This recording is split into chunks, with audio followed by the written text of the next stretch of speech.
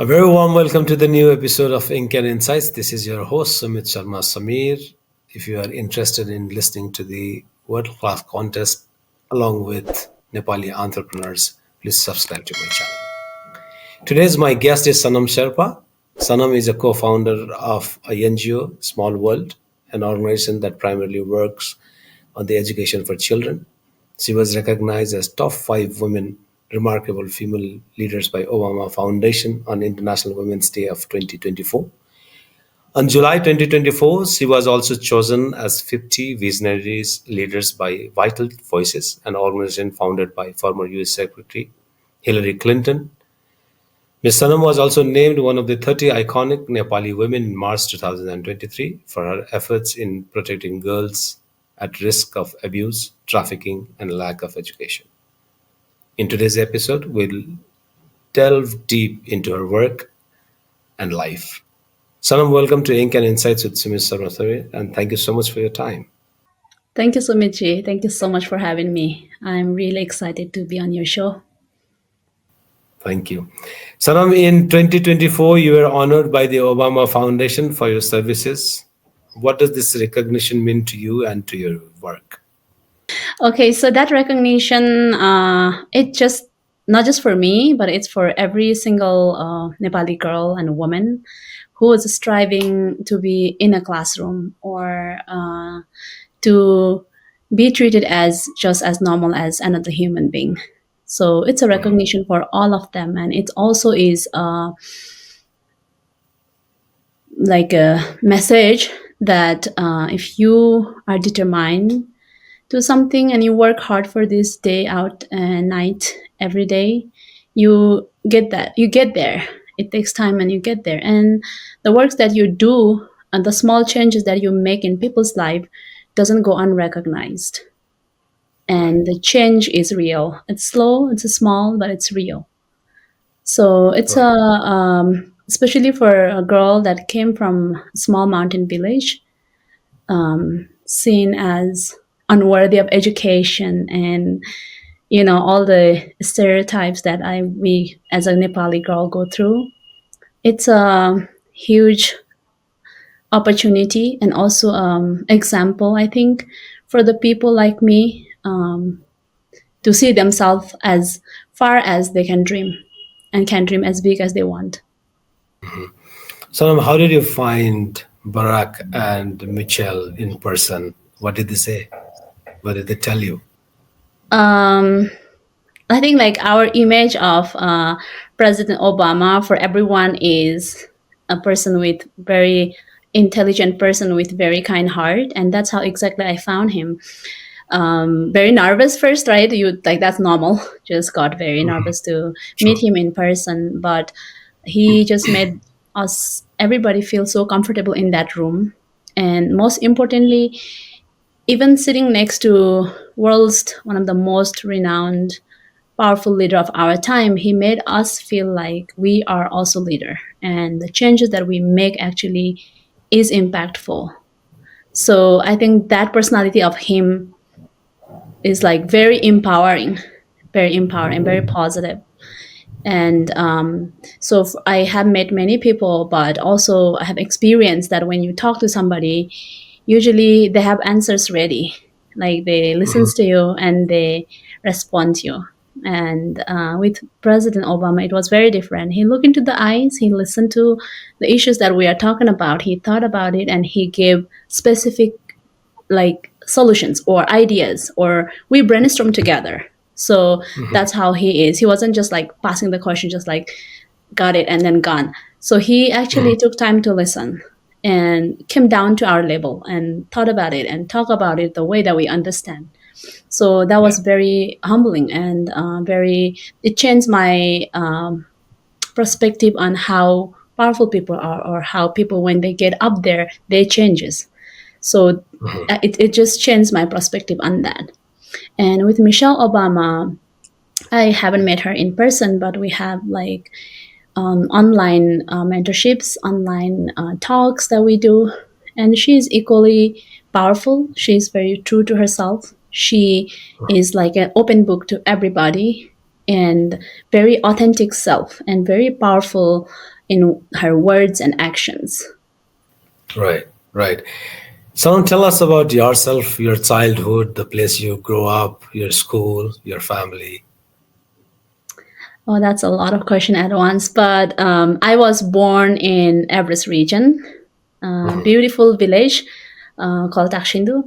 And I have two younger sisters. Grew up there in mountain and played in lap of Mount Everest.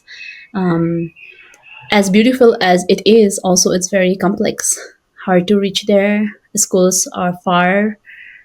It represents a lot of complex villages of Nepal that because of the high hills and the mountains, it looks beautiful for the tourist, but the locals, as we live there, it's hard.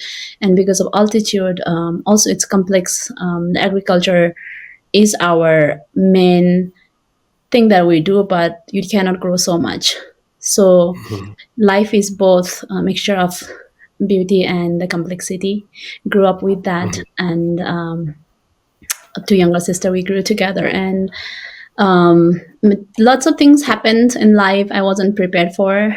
I lost my parents when I was about 14, both of them. So growing up as a girl, sometimes I heard people say like to my parents, like they had this talk, like what you gonna do without son in your family? Like how are you gonna go move forward?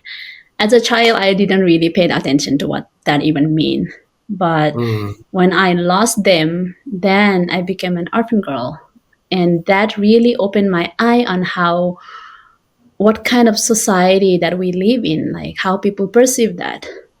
So one of the thing that really, really struck me is like many people said, we did really bad karma in our previous life. That's why our Hmm. parents are taken away from us. As a 14-year-old, I ponder upon the question like, did I really do wrong? Like, was it my fault? Like, did I Right. kill them or my sister did it? So I think that question and then the society I grew up in, people I met, kind of shaped me into who I am today. Hmm. Hmm. And when did you started this NGO? So the organization officially started in 2008. And when did you decided that you have to start with this NGO, and what was the motivation behind it? I think my driving force is the environment I grew up and the people that I grew up with hearing, facing every day. One of the biggest motivation is my education was sponsored, supported by kind-hearted people who were trekking. It wasn't from my parents because it was hard for them. My dad was a porter, later became cook in trekking industry. But my mom has never been to school and was a housewife and couldn't really afford to send us to school, though schools were free. Still, like even the primary education and school is free, we have to buy school books, we have to buy shoes, we have to buy bags, we have to buy Yeah. raincoats, we have to eat, and not like those couldn't happen. So my education is a gift from someone that was kind and didn't see a return on that or didn't wanted anything out of that, and that really really changed my life. Through my hardships, I was in a school that kept me going, and school was my safe place. Teachers were my guidance, and it kept me going. And so the biggest motivation behind what I do today is to pay forward what I received, the gift I received. It changed my life in such a profound way that I can not have enough words or way to thank the people who changed my life. So the thing that I do today is all to thank them. I'm just paying forward what they did to me, and it's not what. No matter how much I do, it's not enough. And what are the areas of work that your organization is focused into? What are the things that you do? Our primary focus is girls' education, women empowerment, and we do community sustainable community development works because though we started with a vision to just educate girls, we realize as we go that just enrolling them in a school is not enough. The four wall doesn't do anything. The education, once they are in the school, there has to be a lot of things so the girl can realize their potentials and can have a voice and can really learn and see themselves as powerful and as important members of society. Yeah. So we primarily focus on enrolling them in a school, but now it's been like 16 years and we have been helping these girls who are like bright, smart, like amazing, talented, that they get up to the higher education and secondary level and beyond that. So that's been our focus. And with that, we have pivoted a little bit into women's empowerment because with the changing climate and with a lot of things that happening in the ground level that we don't really see, girls are always the first one to face the consequences. So, for example, now in our region, the untimely rain, too much rain, the drought, the global warming issues that our frontline our mothers, farmers face Yeah. kind of displace them, move them from place where they were before. And it directly impact girls because they think if anything happens in home, there is not enough food or the water is too far, they think the girl should come back and help them. So it's pulling them out of school.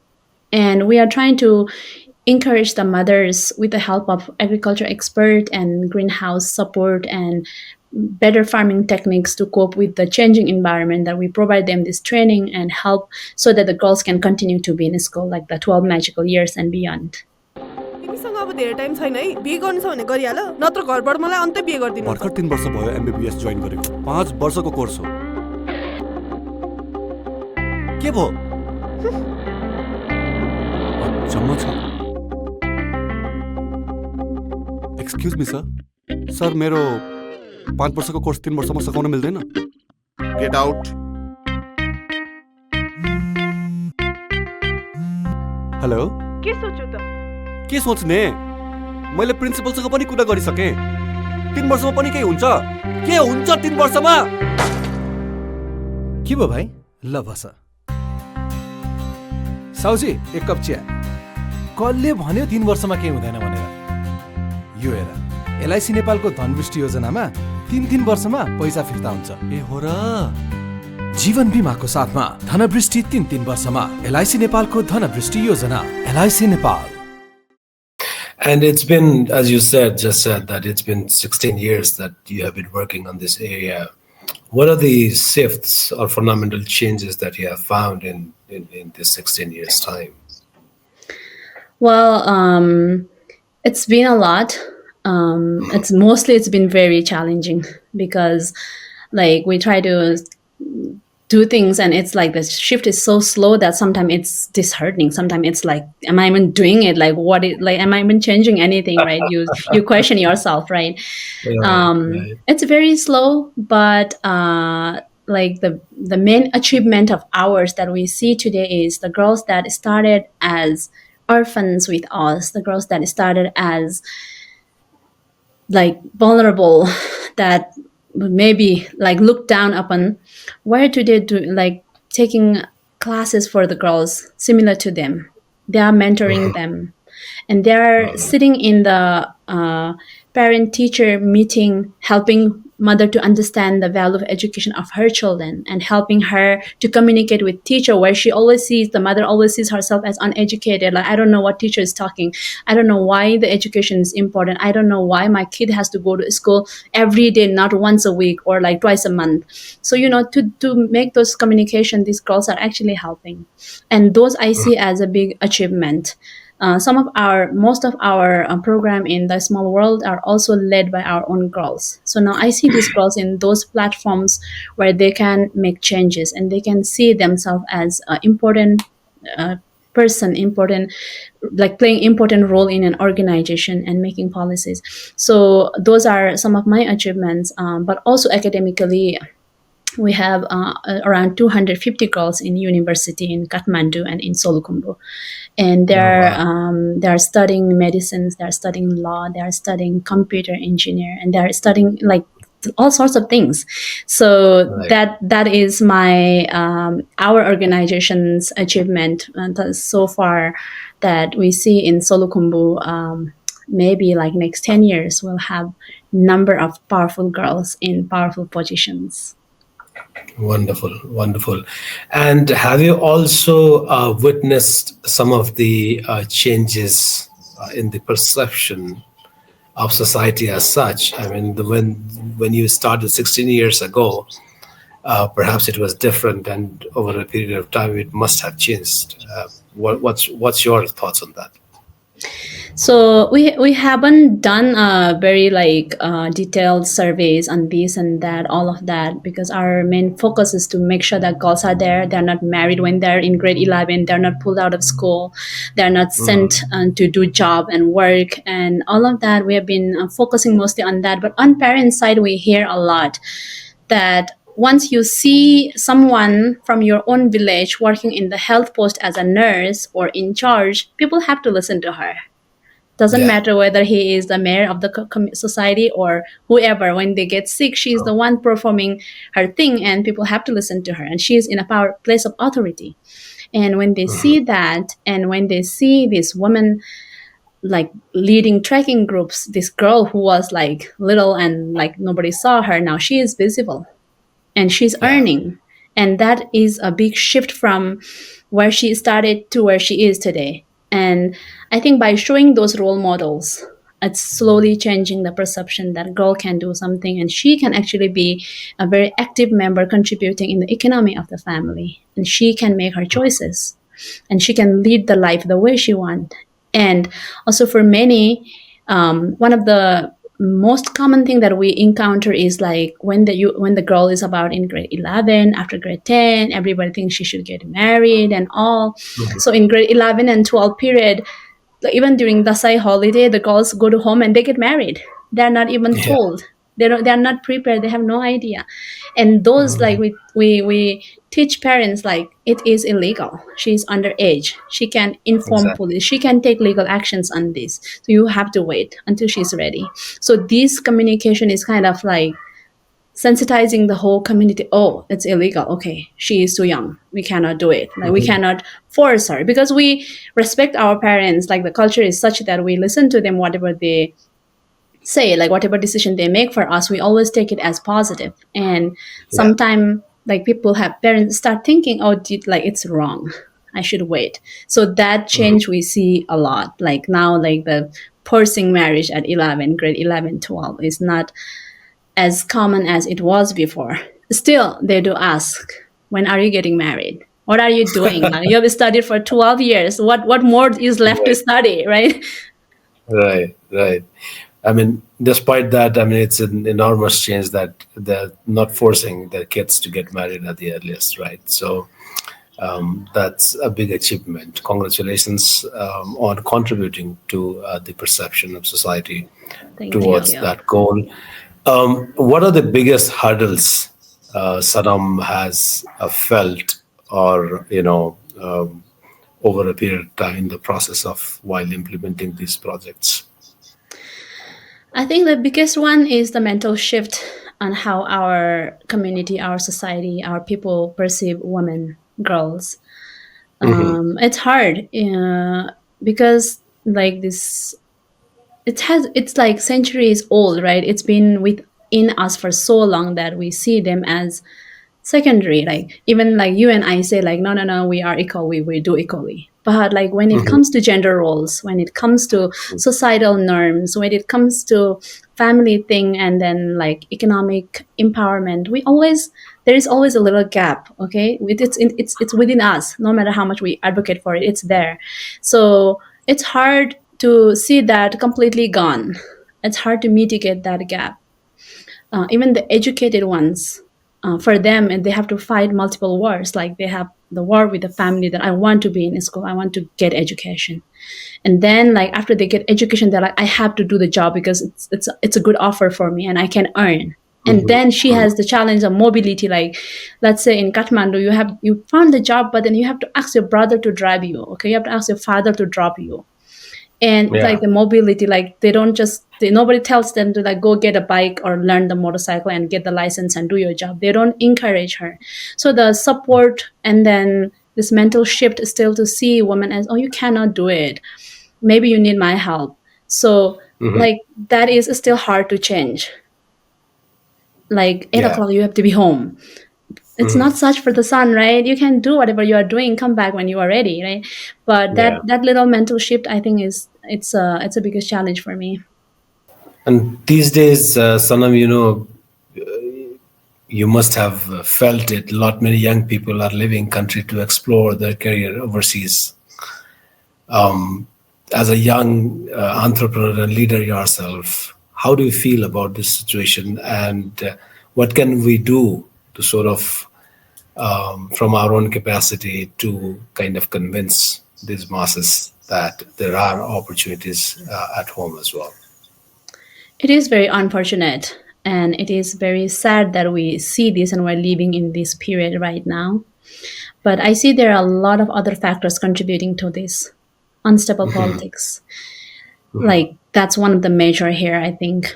Uh, so there are a lot of other factors that contribute to it, to make our youth to just leave this country, which is very unfortunate for a country like us.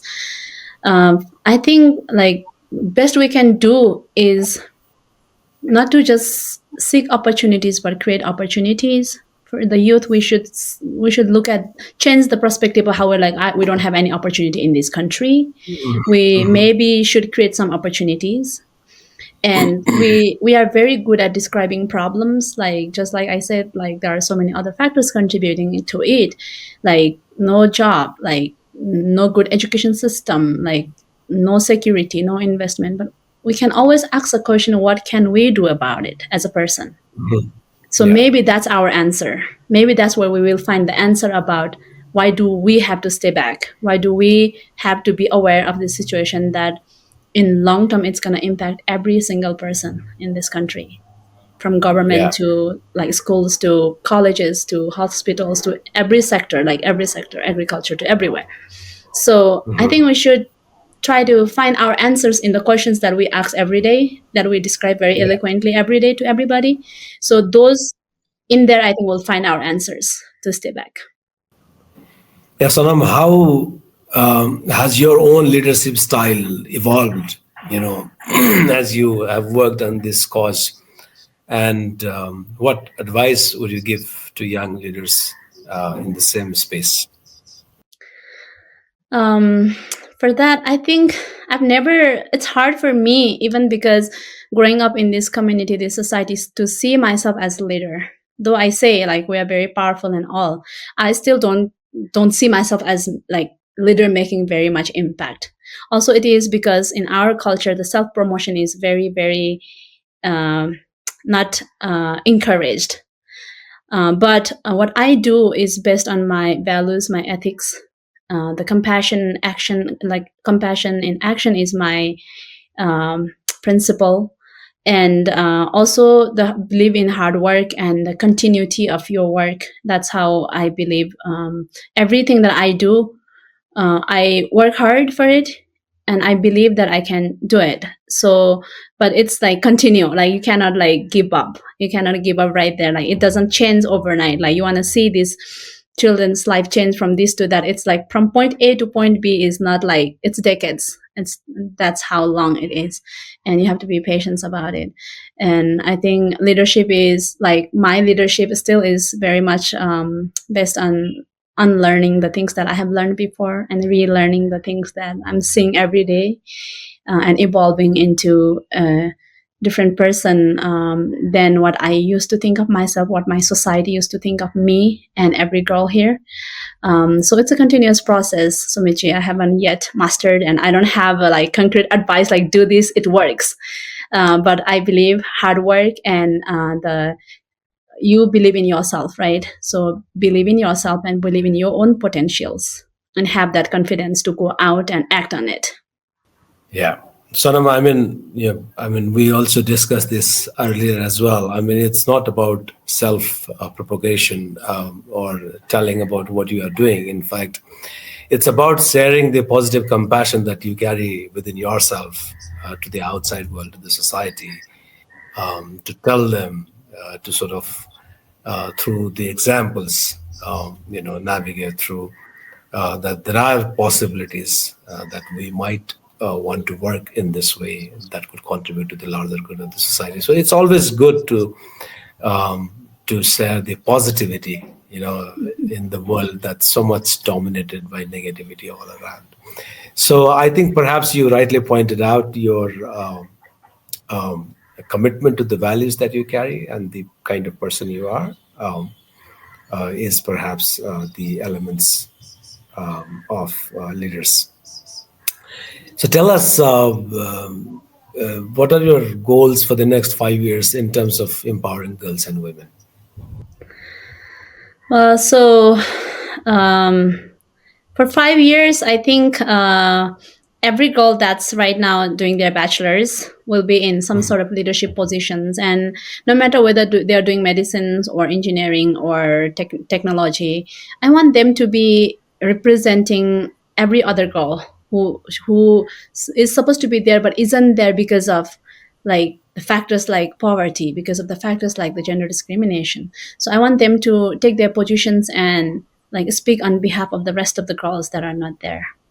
I think we can give this platform to only so much girls, and I think we like as a nation, as a world, know like investing in girls' education is such a like leveraging investment. Like we know what happens if you invest in girls to your national income. We know what happens into your society and family, but still people are hesitant to it. So I want every voice to amplify there, and any position that they go to and take up to, and I see them as like we are giving them wings. Like when we go back again to the brain drain and moving abroad and everywhere, I want my girl to see that as not leaving the country without any skill and going somewhere and getting stuck. Well, I want to see them doing this in a very different way. Like we give you wings, you fly everywhere you want to, but do not forget your roots. Come back or do something better in any part of the world. Doesn't have to be Nepal. Just remember, you can change one life, and that will have a ripple effect.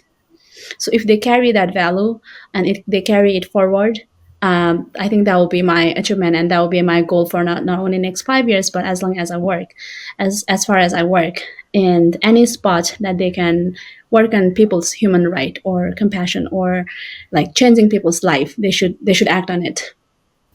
That's very positive, Sanam. On that note, I'd like to thank you once again for your time, and it was really great to talk with you and get to know about you and your work. Thank you so much, Jay. Thank you very much for having me.